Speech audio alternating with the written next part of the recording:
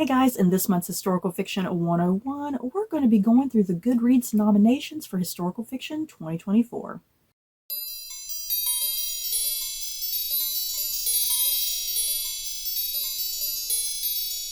So yeah, another year, another batch of Goodreads nominees, and I always focus on the historical fiction category because that is my personal favorite category. And yeah, we're going to go through the 20 books that were nominated this year. And as of me filming this video, I have no idea who the winner is. If news happens to pop up, I'll put somewhere on the video, this is the winner. But yeah, as of me filming, I have no idea who the winner this year for the category is.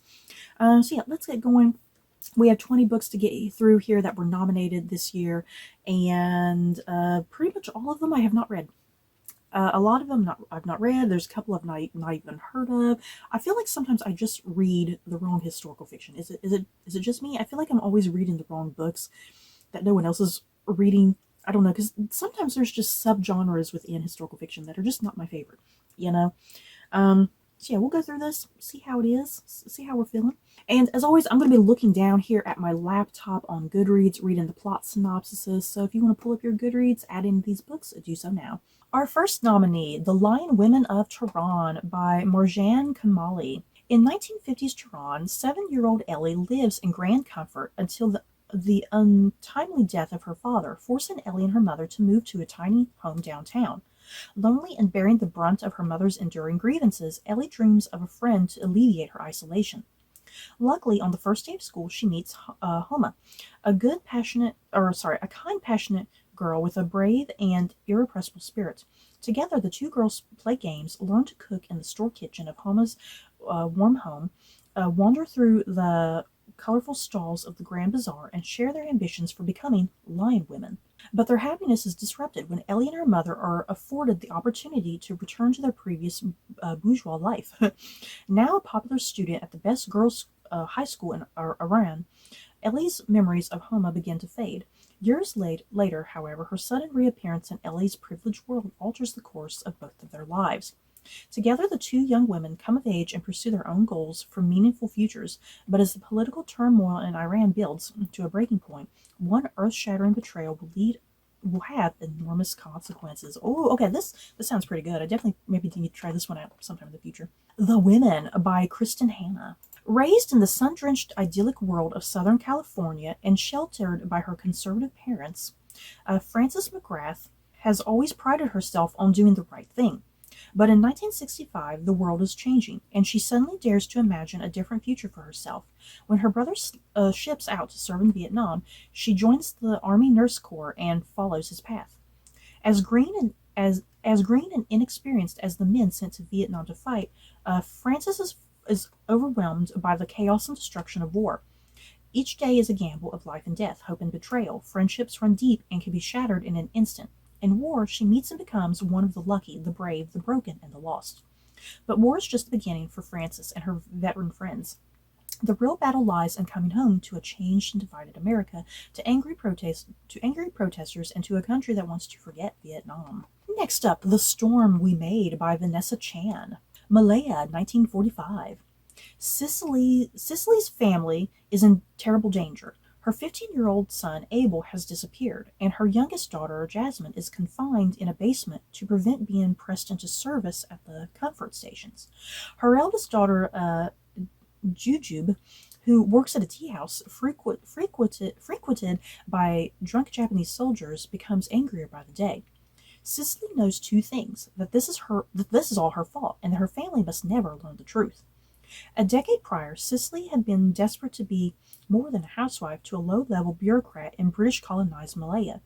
A chance meeting with the charismatic General Fujiwara lured her into a life of espionage, pursuing dreams of an Asia for Asians.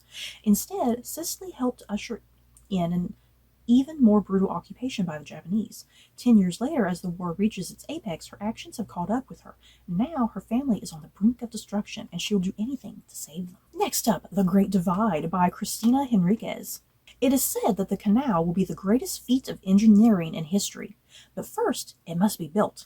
For Francisco, a local fisherman who resents the foreign power powers clamoring for a slice of his country, nothing is more upsetting than the decision of his son Omar to work as a digger in the excavation zone.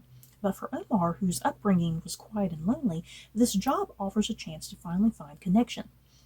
Ada Bunting is a bold 16-year-old from Barbados who arrives in Panama as a stowaway alongside thousands of other West Indians seeking work.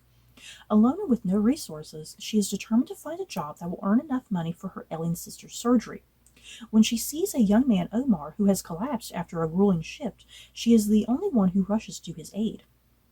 John Oswald has dedicated his life to scientific research and has journeyed to Panama in single-minded pursuit of one goal, eliminating malaria. But now his wife, Marion, has fallen ill herself, and when he witnesses Ada's bravery and compassion, he hires her on the spot as a caregiver.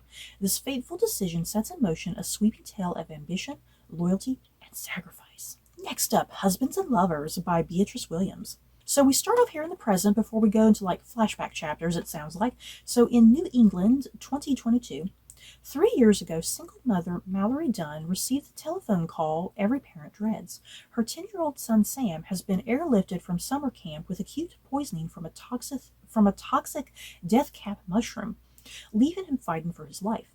Now searching for the donor kidney that will give her son a second chance for a normal life, Mallory is forced to confront two harrowing secrets from her past. Her mother's adoption from an infamous Irish orphanage in 1952, and her own all-consuming summer romance 14 years earlier with her childhood best friend, Monk Adams, one of the world's most beloved singer-songwriters, a fairy tale cut short by a devastating betrayal.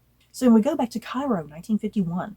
After suffering tragedy beyond comprehension in the war, Hungarian refugee Hannah Ainsworth has forged a respectable new life for herself. Marriage to a wealthy British diplomat with a coveted posting in glamorous Cairo, but a fateful encounter with the enigmatic manager of a hotel bristling with spies leads to a passionate affair that will reawaken Hannah's longing for everything she once lost. As revolution shimmers in the Egyptian streets, a pregnant Hannah finds herself snared in a game of intrigue between two men, and an act of sacrifice that will echo down the generations. I'm not really quite sure how these two, the 2022 plot and the 1951 plot, I can't honestly make out how this is all going to connect, but I'm sure it will. Next up, Behind Every Good Man by Sarah Goodman Confino. It's a doozy of a bad day for Beverly Diamond when she catches her husband Larry in a compromising position with his secretary. What's a DC suburban wife to do with a soon-to-be ex, 2 young kids, and no degree or financial support in 1962? Beat the louse at his own game, that's what. Larry runs the Maryland senatorial campaign for the incumbent candidate, projected to win against his younger underdog opponent, Michael Landau. But Beverly has the pluck, political savvy, and sheer drive to push Landau's campaign in a successful new direction, even if he already has a campaign manager who is less than pleased she has inserted herself into the race. Now it's rival against rival. She and Michael do make a great team, maybe in more ways than one. But with the election heating up, she needs to focus on one thing at a time. If Bev can convince Michael to go modern, pay attention to women's issues, and learn how to dress himself properly, maybe she can show Larry exactly how much he has underestimated her their entire marriage, and make her own dreams come true in the process. Next up, Shelterwood by Lisa Wingate. Oklahoma, 1909. 11-year-old Olive Augusta Radley knows that her stepfather doesn't have good intentions toward the two Choctaw girls, boarded in their home as wards. When the older girl disappears, Ollie flees to the woods, taking 6-year-old Nessa with her. Together they begin a perilous journey to the rugged Winding Stair Mountains, the notorious territory of outlaws, treasure hunters, and desperate men. Along the way, Ollie and Nessa form an unlikely band with others like themselves, struggling to stay one step ahead of those who seek to exploit them, or worse. Oklahoma, 1990. Law enforcement ranger Valerie Bourne Odell arrives at Horsethief Trail National Park, seeking a quiet place to balance a career and single parenthood. But no sooner has Valerie reported for duty than she's forced with local controversy over the park's opening. A teenage hiker gone missing from one of the trails, and the long-hidden burial site of 3 children deep in a cave. Valerie's quest to uncover the truth wins an ally among the neighboring Choctaw tribal police, but soon collides with old secrets and the tragic and deadly history of the land itself.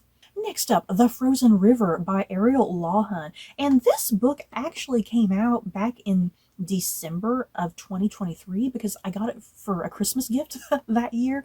But I think, according to Goodreads, how they kind of divide up how things get nominated, because they sit and do the nominees, like in November. So that cuts out December. So I think because this book was late in 2023, it was able to qualify here for 2024. And like I said, I got this book as a Christmas gift, but I have yet to read it, but I can't wait to get to it because it sounds so good. Maine, 1789. When the Kennebec River freezes, entombing a man in the ice, Martha Ballard is summoned to examine the body and determine cause of death. As a midwife and healer, she is privy to much of what goes on behind closed doors in Hollowell. Her diary is a record of every birth and death, crime and debacle that unfolds in the close-knit community. Months earlier, Martha documented the details of an alleged rape committed by two of the town's most respected gentlemen, one of whom has now been found dead in the ice. But when a local physician undermines her conclusion, declaring the death to be an accident, Martha is forced to investigate the shocking murder on her own. Over the course of one winter, as the trial nears and whispers and prejudices mount, Martha doggedly pursues the truth. Her diary soon lands at the center of the scandal, implementing those she loves and compelling Martha to decide where her own loyalties lie. Next up, Long Island by Cole Tobin. I still cannot pronounce this guy's name. And this is actually book 2 in this series. The very first book was Brooklyn, and Brooklyn was released like a long time ago, you guys. So yeah, there's a sequel just all of a sudden. And I have fortunately not read Brooklyn just yet, so now that this random sequel has come out, I can sit and like binge them both together. Ellis Lacey is Irish, married to Tony, a plumber, and one of 4 Italian-American brothers, all of whom live in neighboring houses on a cul-de-sac in Lindenhurst, Long Island, with their wives and children and Tony's parents. A huge extended family that lives and works, eats and plays together. It is the spring of 1976, and Ellis, now in her 40s with 2 teenage children, has no one to rely on in this still new country. Though her ties to Ireland remain stronger than those that hold her to her new landed home, she has not returned in decades. One day, when Tony is at his job and Ellis is in her home office doing her accounting, an Irishman comes to the door asking for her by name. He tells her that his wife is pregnant with Tony's child, and that when the baby is born, he will not raise it, but instead deposit it on Ellis's doorstep. It is what Ellis does and what she refuses to do in response to this stunning news that makes this novel so riveting. Oh my god, and it just leaves there. What is she going to do? Oh my god. Next up, The Book Lover's Library by Madeline Martin. In Nottingham, England, widow Emma Taylor finds herself in desperate need of a job to provide for herself and her beloved daughter, Olivia. But with the legal restrictions prohibiting widows with children from most employment opportunities, she's left with only one option: persuading the manageress at Boots Book Lover's Library to take a chance on her. When the threat of war becomes a reality, Olivia must be evacuated to the countryside. In her daughter's absence, Emma seeks solace in the unlikely friendships she forms with her neighbors and co-workers, as well as the recommendations she provides to the library's quirky regulars. But the job doesn't come without its difficulties. Books are mysteriously misshelved and disappearing, and her work forces her to confront the memories of her late father and the bookstore they once owned together before a terrible accident. As the Blitz intensifies in Nottingham and Emma fights to reunite with her daughter, she must learn to depend on her community and the power of literature more than ever to find hope in the darkest of times. Next up, The Briar Club by Kate Quinn.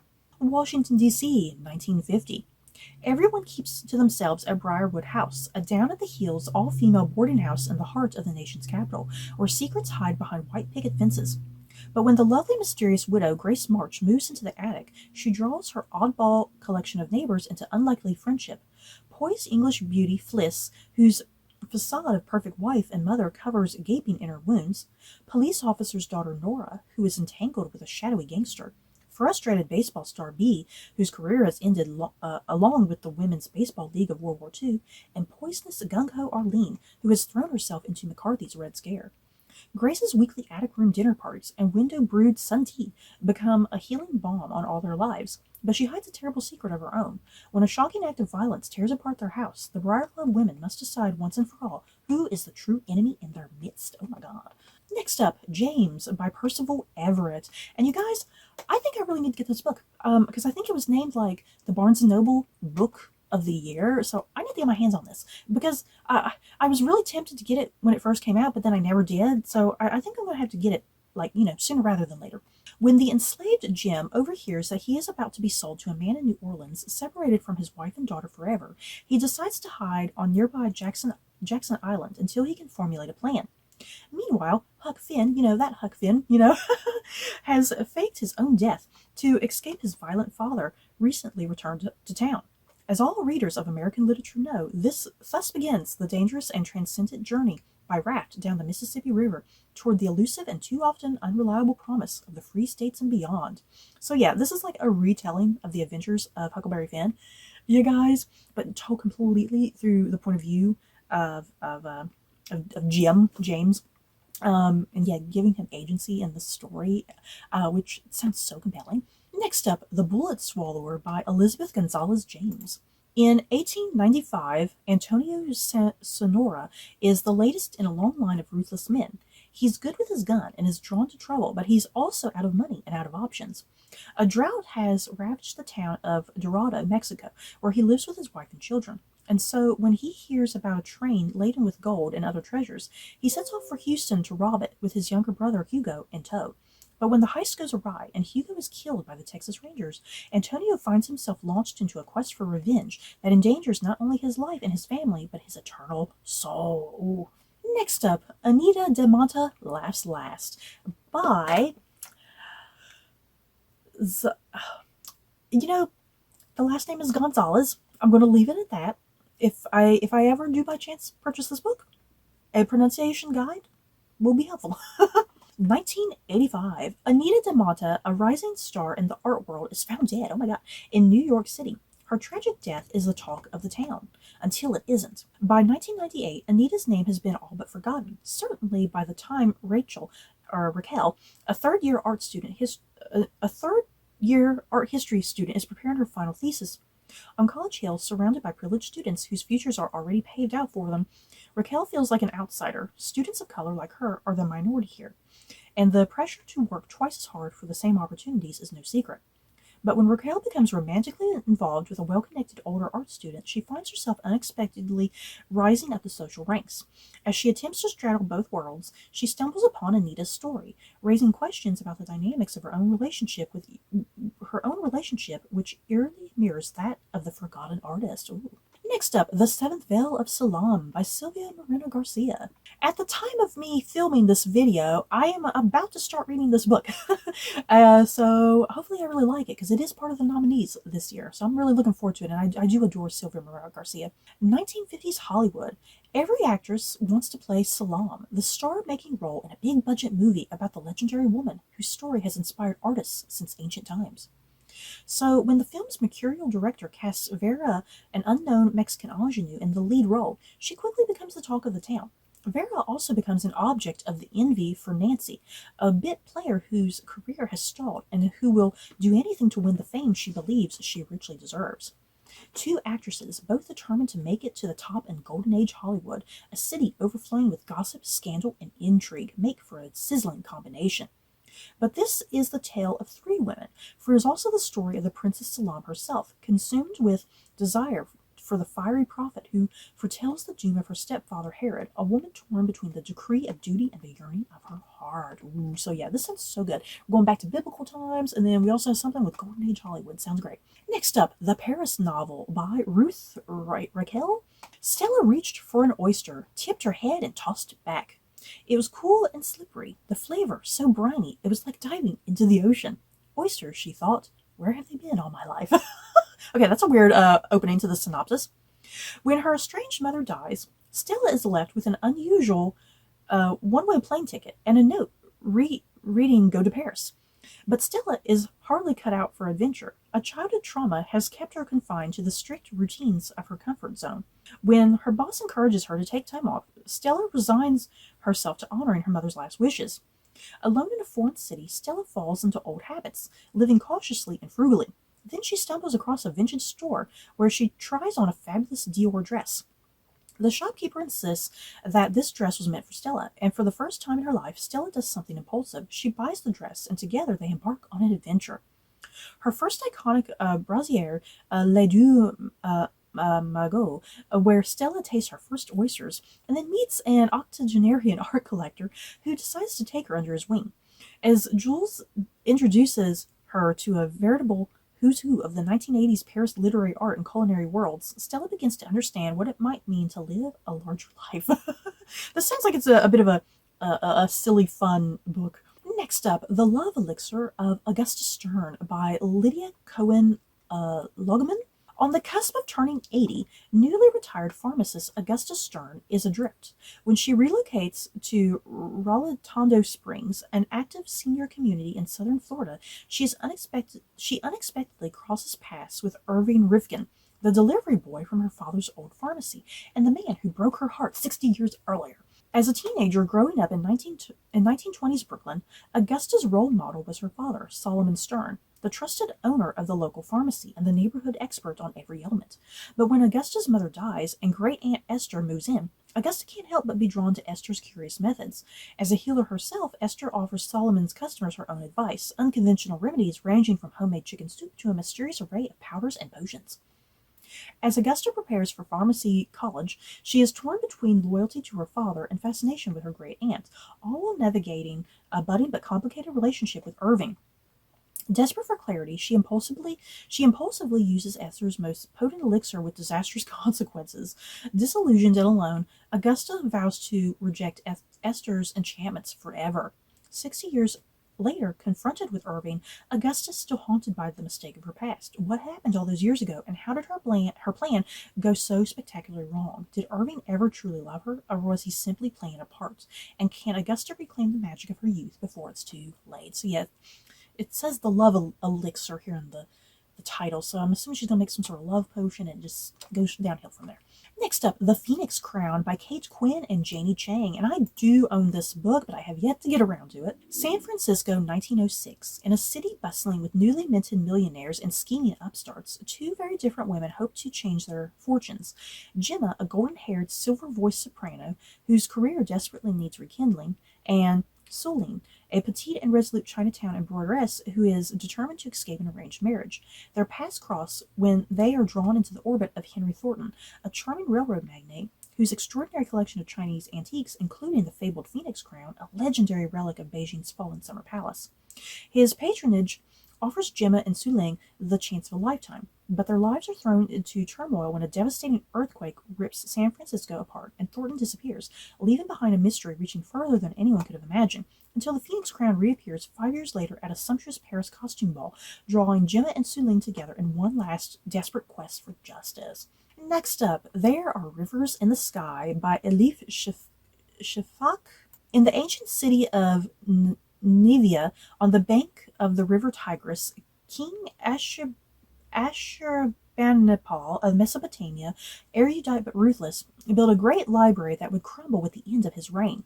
From its ruins, however, emerged a poem, the Epic of Gilgamesh, which I've read. I can't really remember what the Epic of Gilgamesh is about, but I have read it for one of my literature classes, that would infuse the existence of two rivers and bind together three lives. In 1840, London, Arthur is born beside the stinking sewage-filled River Thames. With an abusive, alcoholic father and a mentally ill mother, Arthur's only chance of escaping destitution is his brilliant memory.